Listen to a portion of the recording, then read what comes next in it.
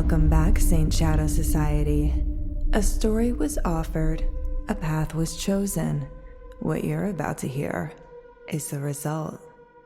This one starts with a message, buried in a place no one was supposed to be looking. A warning about a site that wasn't shut down, just abandoned. And something inside it that didn't die. This is Subject 1A.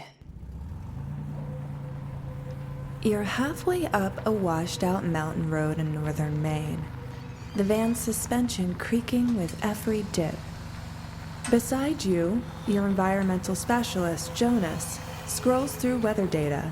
Behind you, two more crewmates, Ray and Dell, argue over whether the old radar dome will even still be standing. A few days after the contract was signed, a message appeared in your inbox on one of the research forums you monitor.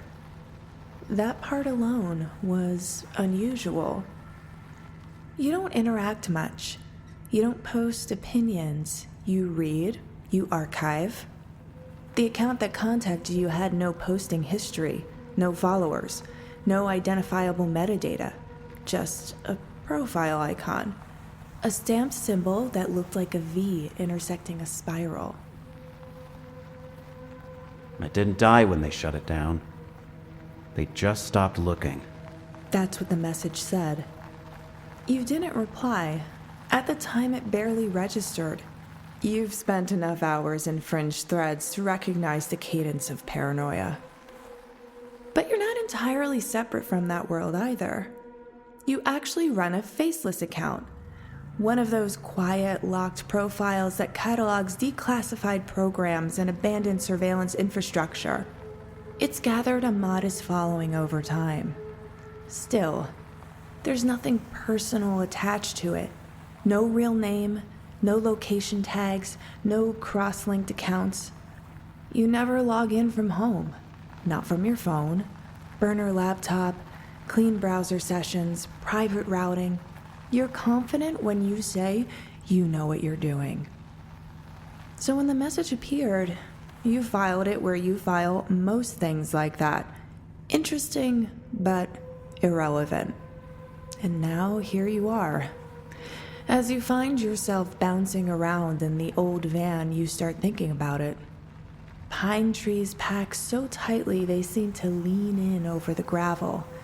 The air is strangely still. Your equipment has been glitching since sunrise. Batteries draining too fast. Recorders picking up static where there should be silence. The radar site finally comes into view. What's left of it anyway. The giant parabolic dish is rusted and cracked, its support structure half-eaten by wind and time. You step out of the van and feel a deep pressure in your ears, like the altitude just changed. You turn to the crew. We'll set up here. Just do a quick sweep, grab some interesting B-roll. Your camera operator nods. Should we get drone shots now or wait?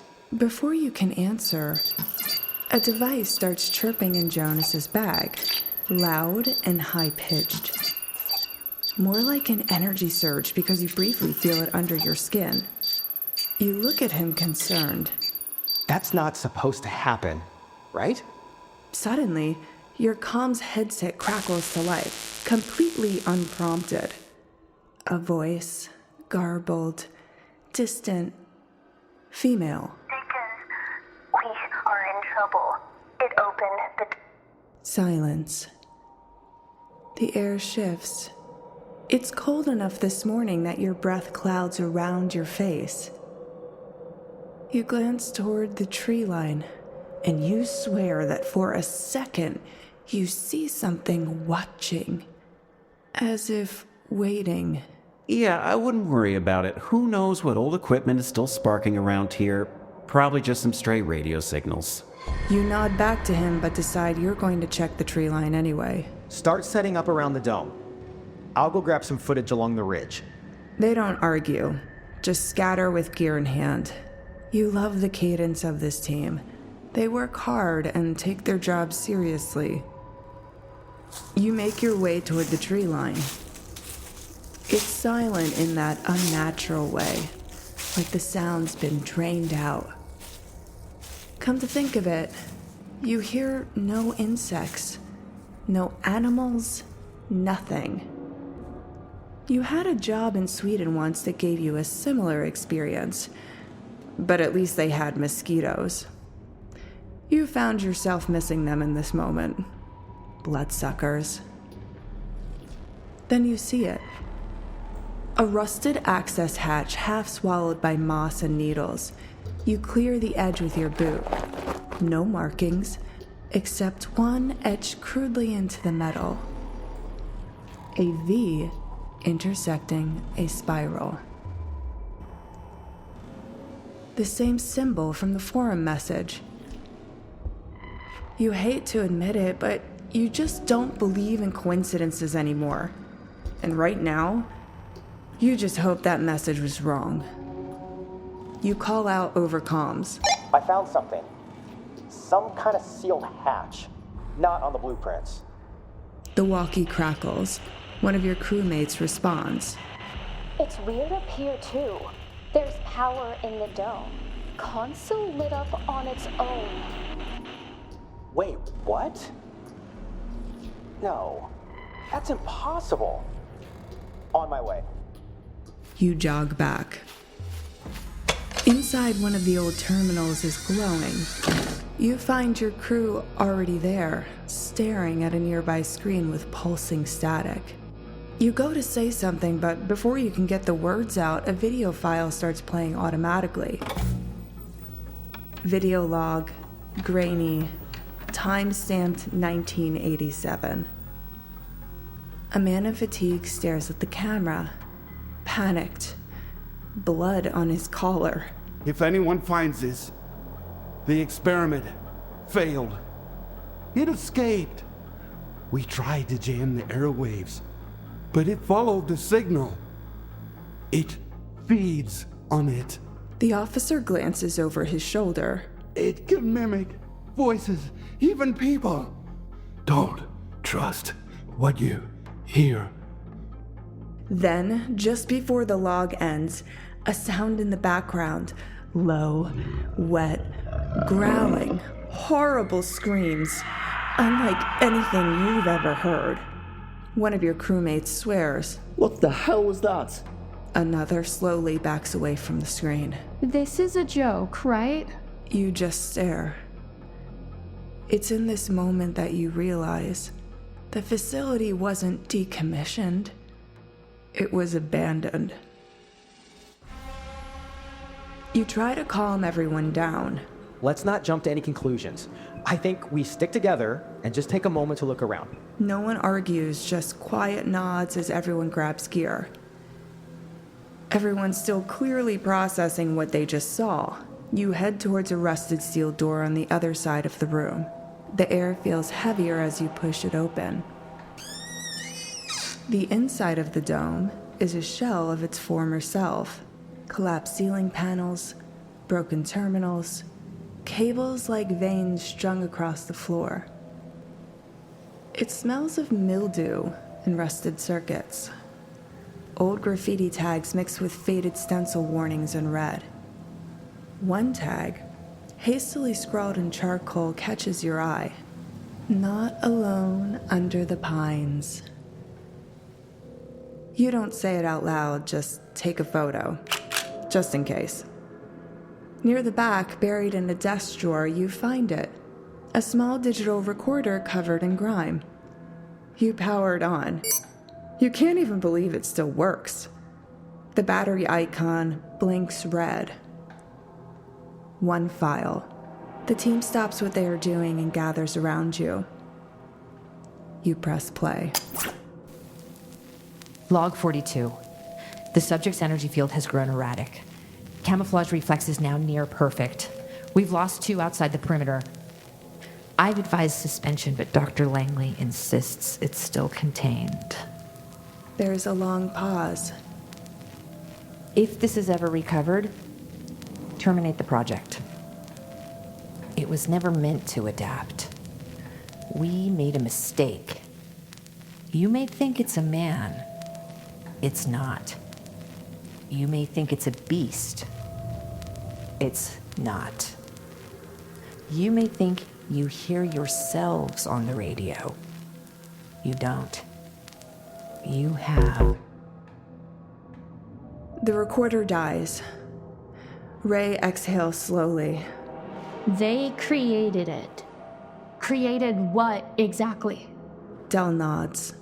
Well, whatever they created, they clearly lost control of it.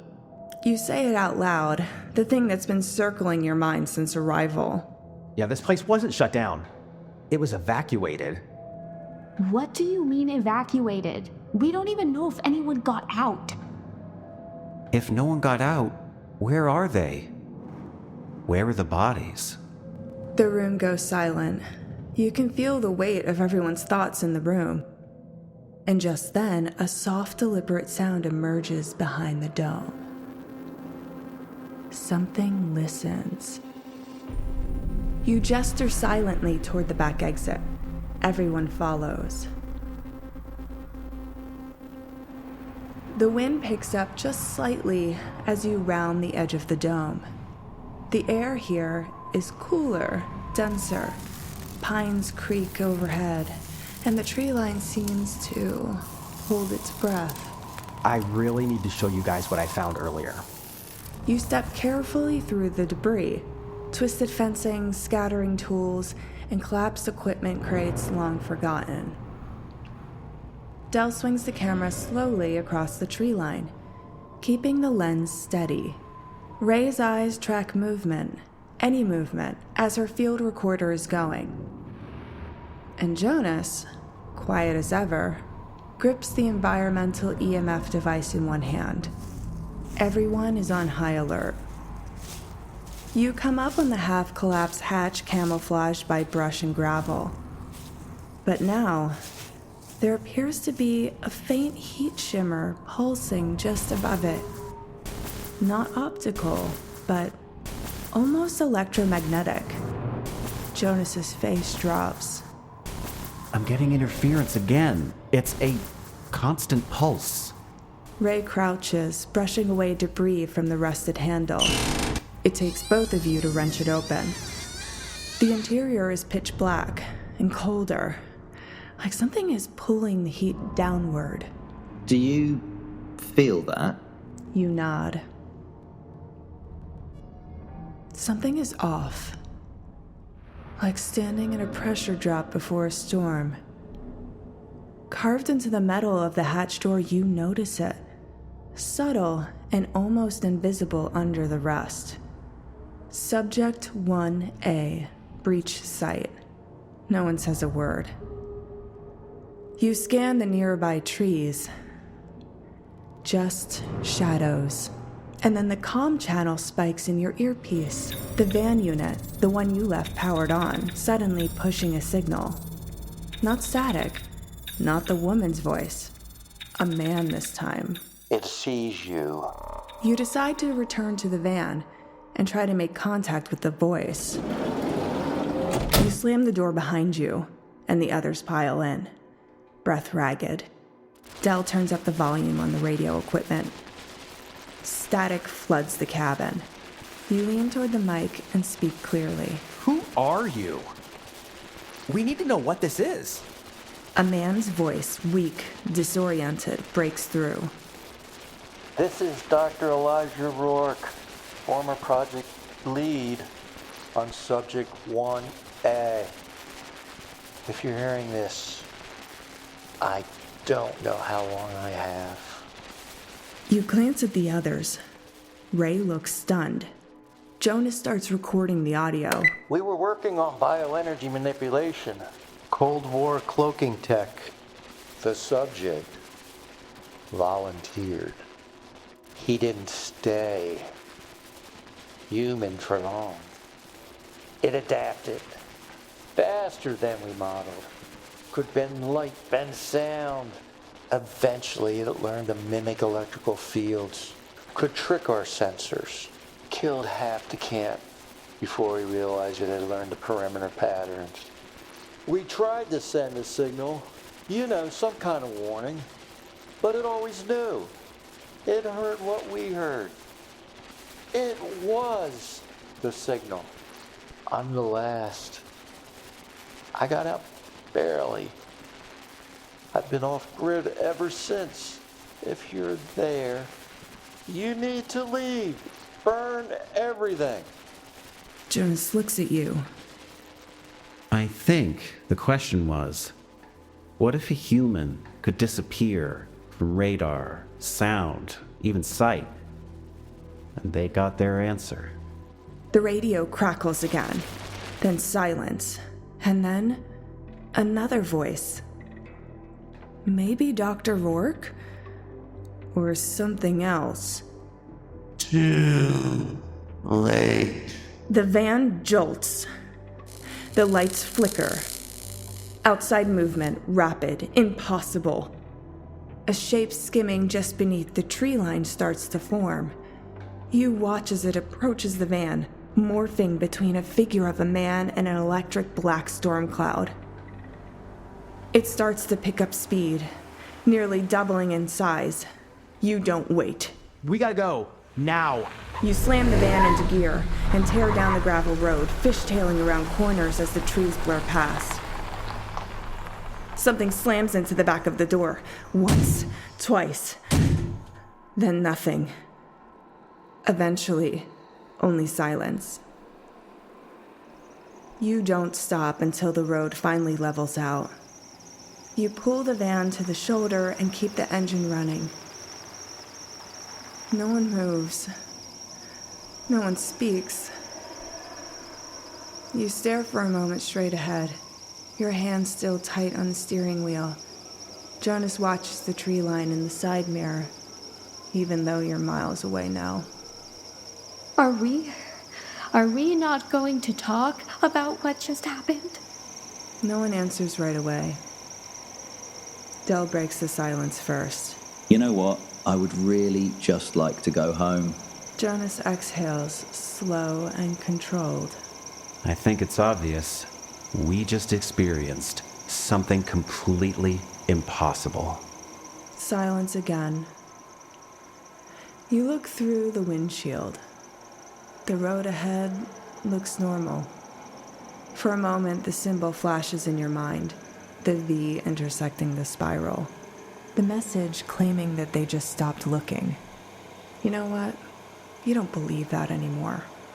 They know exactly what they left behind. And you can't help but wonder if this documentary was ever meant to be finished. You mutter to yourself. Suicide mission. You feel the guilt. You feel the anger. You remind yourself you have a responsibility to these people. The only reason why things are labeled as impossible is because no one's proven them possible yet. And I think it's best we don't discuss what happened here with anyone. Ray opens her mouth to argue, then stops. I'm going to tell the client that we can't continue this project. And at this point, I'm not confident they'll even respond. You watch as the sudden confusion on their faces melt into anger, then something closer to defeat. No one disagrees. No one looks back as the van pulls onto the road. 3 months later. You're filming a documentary series for a new client, major television network at an abandoned broadcast relay in Utah. You miss the old team, but they weren't too keen on continuing another project on another abandoned base. Jonas is the only one that has stuck with you. With the credibility of the network, you feel better about this job. It's historical, harmless. You haven't been the same since, but fine work is the only way to keep yourself sane. You're ready to start your film day. Jonas comes up behind you and hits you on the back of the shoulder. You flinch. You ready for round 2? You pause briefly and are reminded of yesterday. The truth is, last night in the motel, your comms headset crackled while you were sleeping. Just for a moment. You laugh off his question. I think we'll be okay this time around. You look at the shot through the monitor the camera operator set up for you. It briefly glitches. You take a step back from the screen. Your headset buzzes, faint and clear. a voice. Now, it hears through you. You attempt to call out to Jonas, but can't get the words out. He's already turned away, heading back toward the crew. The wind pushes against his jacket as he walks. That's when you see it. The emblem stitched onto the back of the fabric. A V intersecting a spiral. He pauses. Slowly, he turns back over his shoulder and smiles ever so slightly.